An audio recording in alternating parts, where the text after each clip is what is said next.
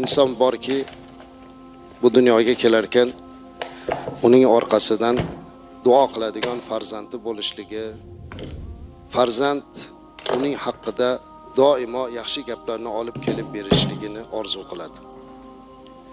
Lekin farzand berishlik bu Allohning irodasi. Allah Qur'oni Karimda aytadiki, "Estaizu billah, yahabu liman yasha'u inatha va yahabu liman yasha'u dhukur aw yuzawwijuhum dhukrana wa inatha va yaj'alu man yasha'u aqima" deydi. Alloh xohlagan kishiga qiz farzand hiba qiladi. Ya'ni xohlagan kishiga qiz beradi, xohlaganga o'g'il beradi, xohlaganga qiz va o'g'illarni aralashtirib beradi, xohlaganda befarzand, bepusht qiladi deydi. Ushbu oyatda oldida, qudrati oldida insoniyat borki ojizmiz azizlar.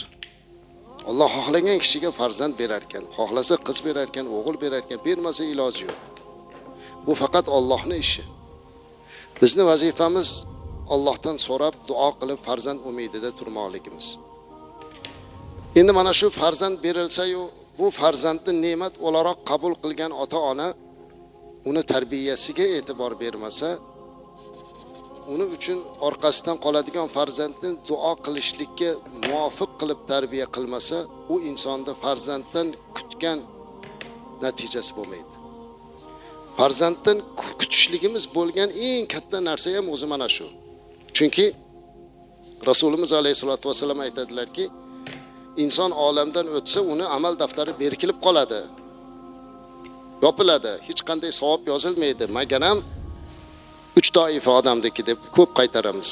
Sadaqai joriya qilgan, ilm qoldirgan yoki solih farzand qoldirgan odam. Agar farzandi uni haqqiga duo qilib tursa. Agar farzand bizni haqqimizga duo qilib tursa, o'tib ketgandan keyin biz hayot bo'lib turgandek savob yozilar ekan, gunohimizni kechirib turar ekan. Farzand ko'rishdan maqsad shuda o'zi azizlar. Endi o'tirganlar o'zimizga savol berishimiz kerak. O'zi qachon duo qilyapmiz ota-onamizni haqqiga? Bizi farzandlarimiz haqqimizga duo qilishligini orzu qilganlar o'zimiz oldin qanchalik duo qilyapmiz? Bir xilgilar aytadi, "Domla, men doim duo qilaman. Haftada 2 marta duo qilaman. Payshanba kuni uyda osh qilib o'tirib oilam bilan duo qilaman. Alloh duolaringizni qabul qilsin." Lekin otangiz sizning haqqingizda 24 soat duoda bo'lganda, onangiz kecha kunduz duoda bo'lgan.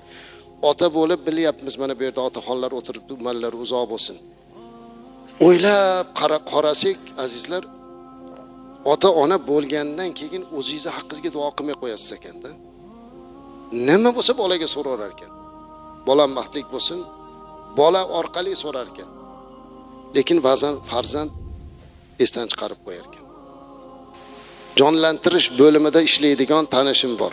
Bir hojim bor, yaxshi doktor, reanimatsiya bo'limida ishlaydi. Shu bir kuni juda ta'sirlanib, ko'zda yosh bilan aytib beryapti. "Qarang domla" deydi.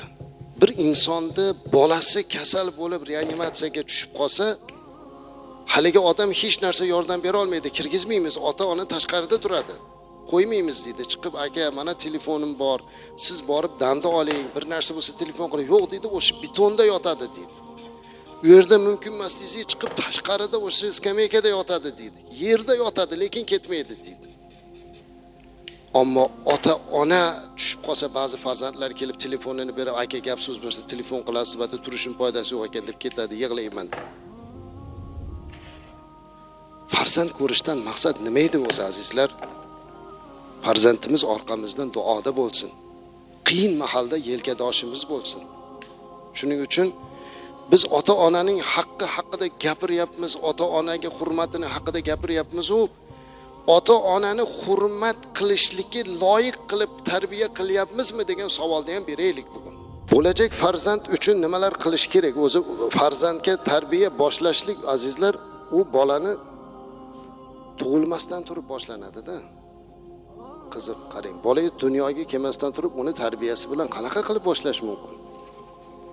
Rasulimiz alayhisolatu vasallam o'rgatdilar. Aytdilarki, "Takhayyaru li nutfikum, takhayyaru li nutfikum fankihul akfa" dedilar. imom ibn Moja rivoyat qilgan Oysha onamizdan bu hadis. Rasulimiz alayhisalom aytibdilarki, sizlar o'z nutfangiz uchun munosib jufti halolni tanlanglar va o'zingizga munosablariga nikohlaninglar dedi. Nutf bu o'sha ota urug'i. Mana shunga munosib bo'lgan ona tanlanglar deyapti-da. Yoshlarimiz bunga e'tibor berish kerak. Bugun yoshlar umr yo'ldosh tanlashligida o'zini me'yorini yaratib olgan. O'zini o'lchovini yaratib olgan. Mana shu o'lchoviga to'g'ri kelsa uni xotin qilib olaman deydi. Eng birinchi o'lchov uni qaddi qomati, go'zalligi. Ikkinchisi kimi qizligi. Chiroyli bo'lsin. Endi hozir u chiroyligi ham ikkinchiga tushib qoldi. Endi boyda qizi bo'lsin hozir. Hozir bolalar bilan gaplashsangiz, yoshlar aytibdi, "Mayli, endi chiroy ishtim emas endi." deyapti. Kattaroq, boyroq odamda, amaldorroq odamda qizi bo'lsin. Birinchi nimaga chiqarib qo'yishdi. Chiroy, qaddi qomat bir kun bukiladi azizlar. Hammaman degan hurliq odam bu chiroy ketadi. Nasab otasida qoladi, boylik ham otasida qoladi. Lekin qiz o'zi bilan birga olib keladigan narsasi uni diyonati. Payg'ambarimiz alayhisolatu vasallam ayol tanlashlikka maslahat berib sahobalarga aytdilarki, ayollar odatda chiroyi uchun, nasabi uchun, moli davlati uchun, diyonati uchun tanlanadi. Sen diyonatligini tanlagin. Menda bir kuni bir voqea bo'ldi, ajibda. Kitoblarda ham har xil narsa yoziladi. Kutubxonamda kirsam anchadan beri bir kitob ko'zimga ko'rib ochmayotgan ekanman. Kitobni ochib qarasam, bu ancha eski kitoblardan, endi u dadamdan qolgan kitoblar, eski qadimiy kitoblardan edi. Bir shekildan o'qisam juda yaxshi rivoyatlar, hikoyatlar bor ekan. Bir joyda o'qib qoldim. Bir deydi, Marv degan shaharda qozisi o'g'lini uylamoqchi bo'ldi. Marvning qozisi o'g'lini uylamoqchi bo'lib,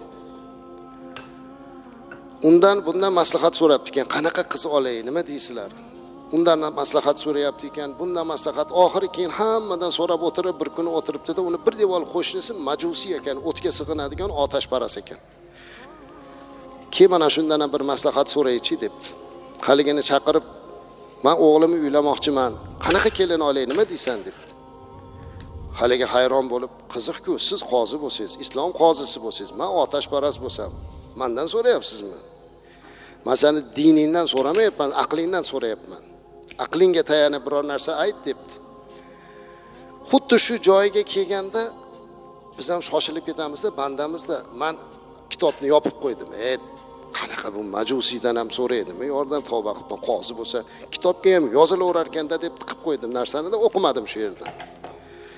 Oradan bir hafta, 2 hafta o'tib kutubxonamga kirib o'tirib, yana o'shinga ko'zim tushib qoldi o'sha kitobga-da. Keyin o'zim qilgan ishimdan uyaldim. Men aytdimki, men beodoblik qilib qo'ydim. Axir buni yozgan odam mendan 1000 chandon olim bo'lsa, bu kitob necha yillardan beri o'qilib kelayotgan bo'lsa, men shuni oxirigacha o'qimasdan o'zimcha xulosa qildim. Alloh meni kechirsin.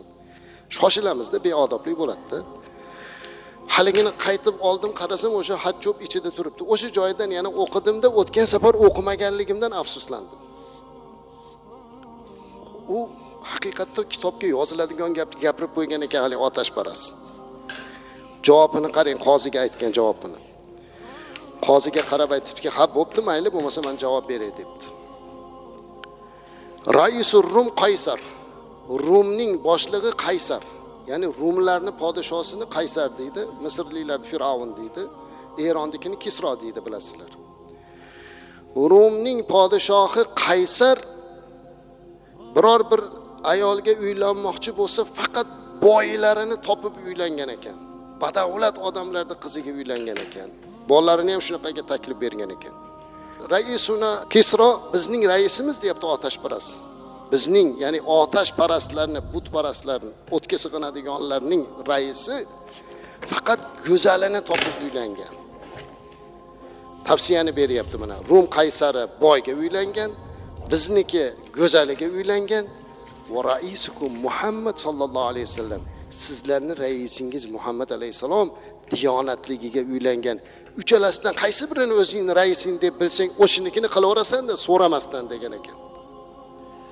Qarang otashparast javobni. Haqiqatda kim bizni raisimiz? Kim bizni yo'l boshchimiz? Rasulimiz alayhisolatu vassalam. U zot bizga nimani tavsiya berdilar? Diyonatligiga uylanishdi. Agar diyonatligiga uylansa baxtli bo'ladi. Chunki diyonatli qiz erini haqqidan qo'rqadi. Diyonatli qiz erini hurmat qiladi. Diyonatli kuyov, diyonatli kelin topishlikka harakat qilish kerak azizlar. Kelinga ham, kuyovga ham e'tiborli bo'lish kerak. Ana shundagina biz jufti halolning yaxshisini topgan bo'lamiz va dunyoga kelajak zurriyotimizga tayyorgarlikni boshlagan bo'lamiz.